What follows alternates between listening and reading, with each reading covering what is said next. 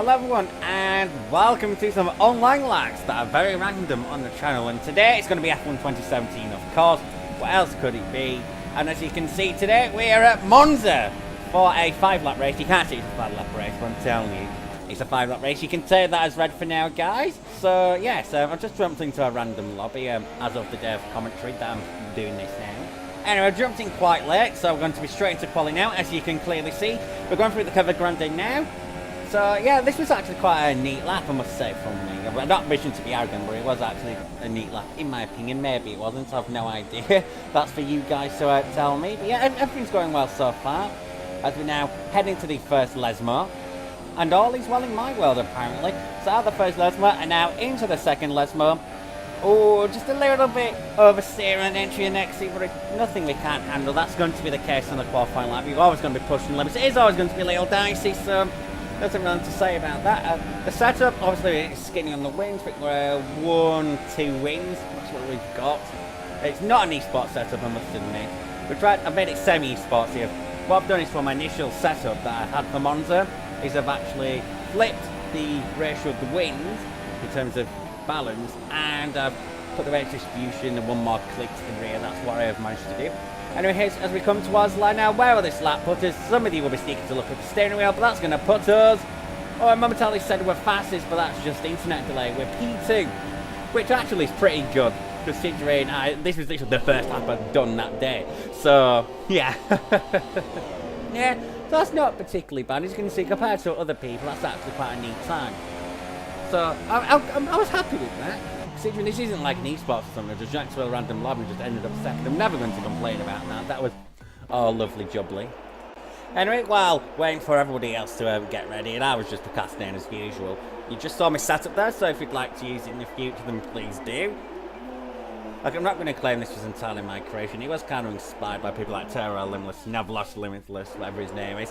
But anyway, it's time for the Italian Grand Prix. Let's bring in those slides. Got 3 of them, we got 4, and we got 5. And we are going to be going at Monza right here and right now. And we seem to be getting an okay start. We got an initial, slightly less good launch than the pulsator, but we've managed to get a better secondary phase at the start. So that's going to put P1 into the Rettifilo, we think. Ooh.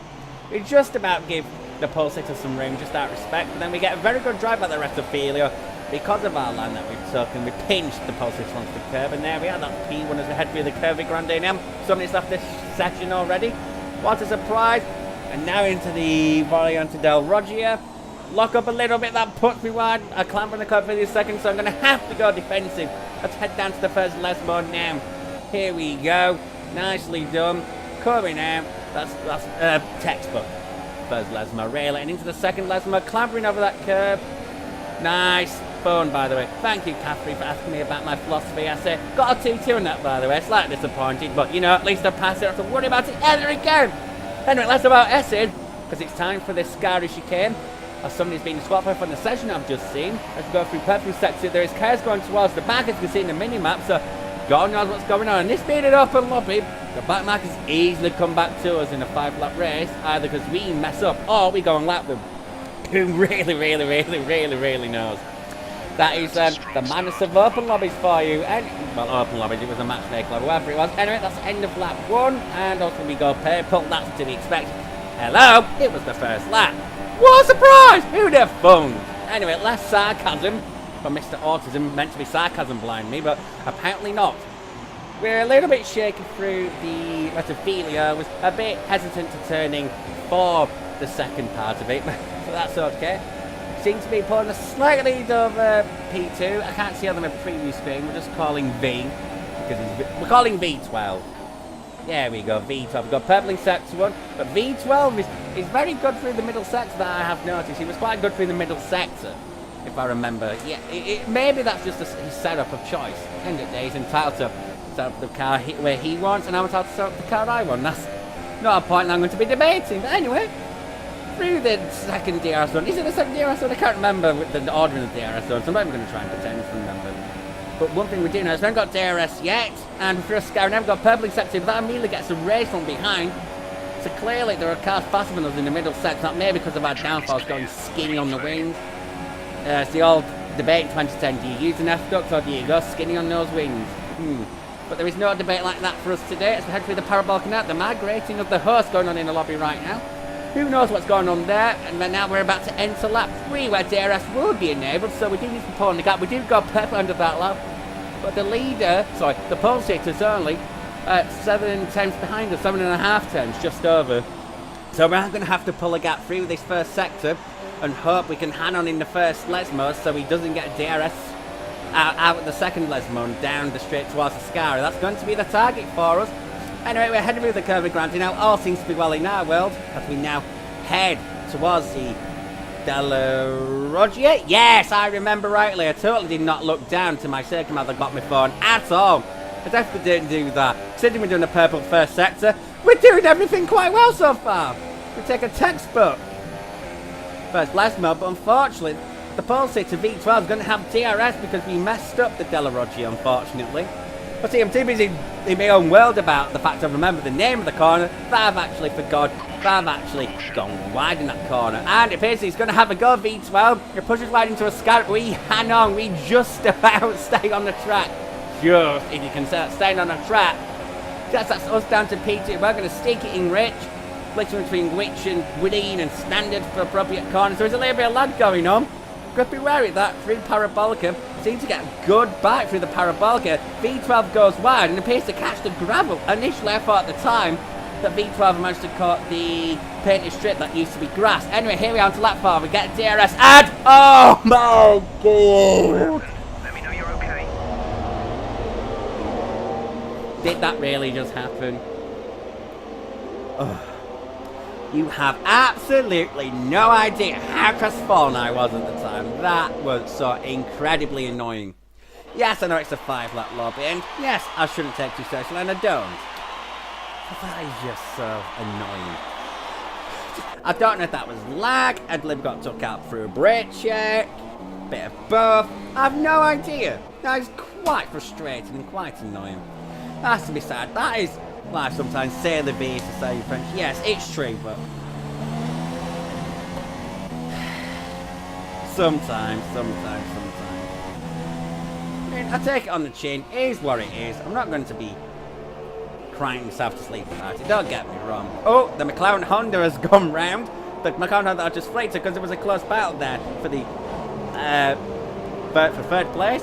You can't even speak anymore. It was for third place and everywhere behind the podium. So I'm just floating around looking for the next battle now, deciding where to look. And then I decided to plonk on the Renault, fighting for P4. And then I decided, you know what, I'm actually going to try and do some race director in here. So we're going to be looking back from that Renault. No halos included. Then again, there wouldn't be a halo in this view anyway. What am I talking about? As the Renault now goes through the parabolic, that Ferrari has got the alien indicator flickering on and off, so it's time to be an alien and not an alien, and be an alien and not an alien for whatever reason. Anyway, they're heading to the final lap now with that Renault, with the Ferrari right close onto itself. It's equal cars, by the way, I should have mentioned that. As we now head down towards turn 1 at the Rettifilio, the Ferrari goes down the inside. Poignantly, it has the 28, which is a number faced by Ferrari, obviously 27 and 28, I think it was. Or was it 26 and 27? I'm not going to try. I know 27 films because of Jim Vano. But anyway, the Ferrari's got a good tour through Curva Grande, and now the Renault's going to have to go defensive into the Della Roggia. Will the Renault be able to hold on, or will the Ferrari make its way through? Okay, the Renault goes deep, but the fact is the Ferrari cuts back, but it doesn't quite work because the Ferrari has up in the gravel and takes a Mercedes behind it. I think that was a Mercedes.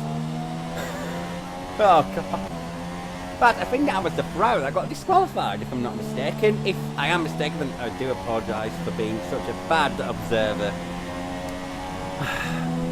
It's basically just about had everything. It's been quite manic, really. The Italian Grand Prix is normally quite sedate, it has to be said. That's just the way it is, I guess. Now I'm just trying to flick through the spectator cam yet again. It's the first time I've had a proper look at spectator cam through an online racing trip. I mean, I've used it briefly before, don't get me wrong. But seeing the first opportunity where I've been able to look and go, okay, this, that, the other, yes, sure. So it was actually quite good fun actually having a look at it, despite the fact that there's still a little bit annoyed in crestfallen, but it's kind of faded by this point. I must admit, I was looking at the battle for P8. P8! 4 points versus 2 points. But the alien indicator is on P8. Can't see the name just about. Call them MJ21 because that's just abbreviation names. We've got MJ21 in front of us. I'd rather on board with Zed. We'll just say Zed, because my previous screen is a little bit too small. That's a reminder for me next time to have a bigger preview screen when recording. Anyway, down into the Parabolica now. Is that slick swimming off? No, of course it's not. Don't do a David Coffin says coming at him from a million miles back. No, here he is in the slipstream, which is going to have to sell for P9, whereas we handling P15 and out. Amazingly, somebody got laps in that race. I don't know if it was the person that took me out to what. Yeah, that certainly wasn't my finest hours of a race. I mean, I was driving well. Now, that's just it sometimes. With these lobbies, you just got to take the rough with the smooth. That goes for all of us, not just me, of course. I do have to take it myself, and yes, that's just the way it is sometimes. So, yes. Apparently, Marcus Ericsson finished 9th. And that round ended up being 10th. I am confused. I have no idea. Probably loads of penalties that I don't understand. Recession Scott, imagine if I'd have won that race, it would, my XP would have probably gone up. XP is not particularly important, I don't think, in the grand scheme of things, unless you're somebody who just drills out the game. But admittedly, I do not. I like the game, I love the game, but I just don't have the time for drilling out. Anyway, we should probably look forward to the next race, shouldn't we? Okay, here we are in Australia, just about to finish our lap now. Where will it put us? Well, we're over a second off, so I'm assuming it's not going to be that good. Some are retired from the session at the very end for whatever reason, but it turns out that's going to be putting us in P3. So clearly the Pulsator had a dominant race, but anyway, here we are to 5 red lights. And that is going to be good for us here in Australia. And we seem to get an okay start. I'm not going to be too disappointed with that start. Now head towards Interturn. We take a little bit tentatively because we're going to suspect that the front row are going to crash into each other. That was my thinking anyway. Maybe it was going to be wrong. I don't know.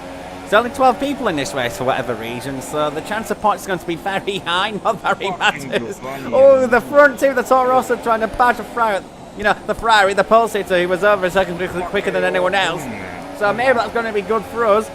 Is the Ferrari driver just a super qualifier? Or a rubbish racer? Or was that just the best qualifying lap in the world? I've no idea. But anyway, here we are. Through turn 8. Let's head down towards turn 9 now in Australia. Okay, clambering all over that curb and through 10. So lovely jubbly for us as we now head down towards turn 11. We're in a slipstream with the guys in front. We seem to have a good setup on straight line speed relative to them just by looking at them. Anyway, through 12 now.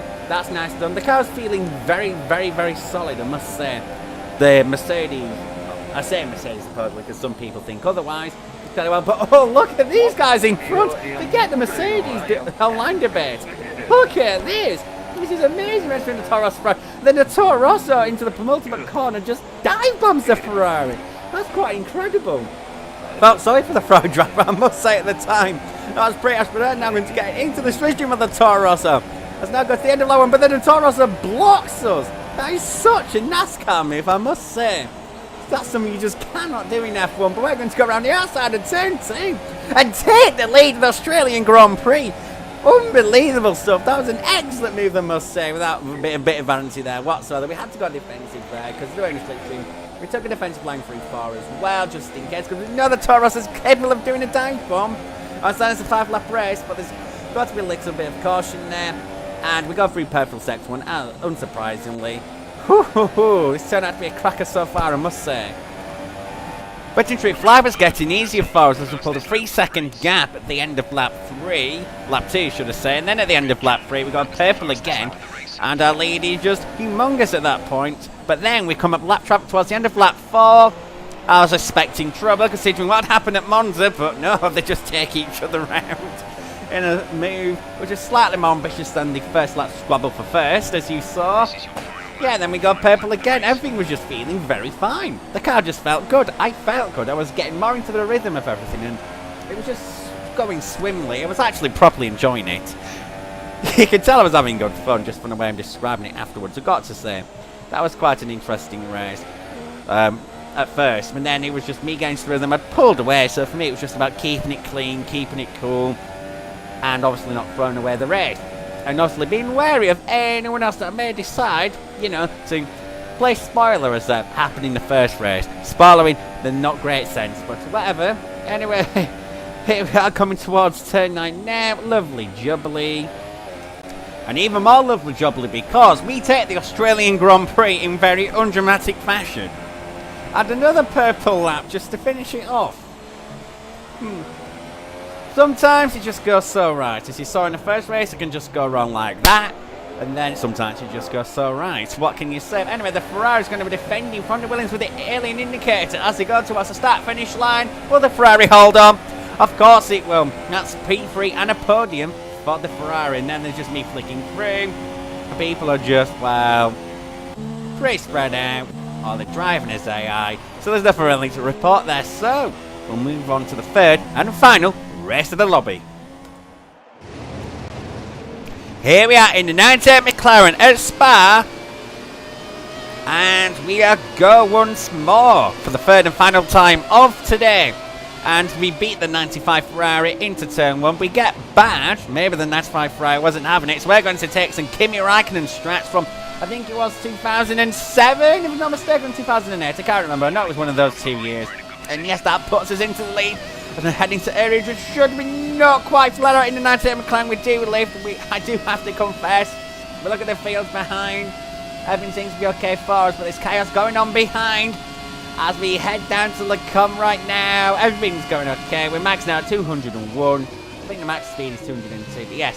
Whereas the other 98 McLaren behind me is very close. Oh, I think the mouse spun actually, just having a look or something. I've no idea what's happened, but it's only down to 9 cars, and well, that leaves us in the lead. As you can see from the minimap, the blue cars are other Class 2 cars, which this is a race of, it's Class 2, and the yellows are effectively our teammates, other people in 98 McLaren, so I'm not going to lie to you when I say that's quite a lonesome race. That was about as much drama as I had. I think the rest of the race was just me challenging myself to go flat out through Rouge.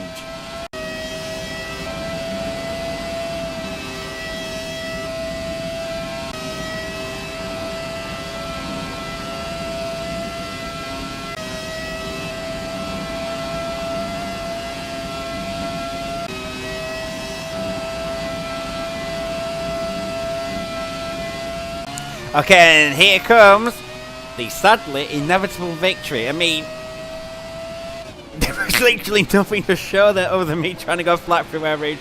And managed it successfully twice, because also the first lap I lifted, second lap I slightly lifted, and the fifth lap, well, I cut the corner, so you can't really count that. Yeah.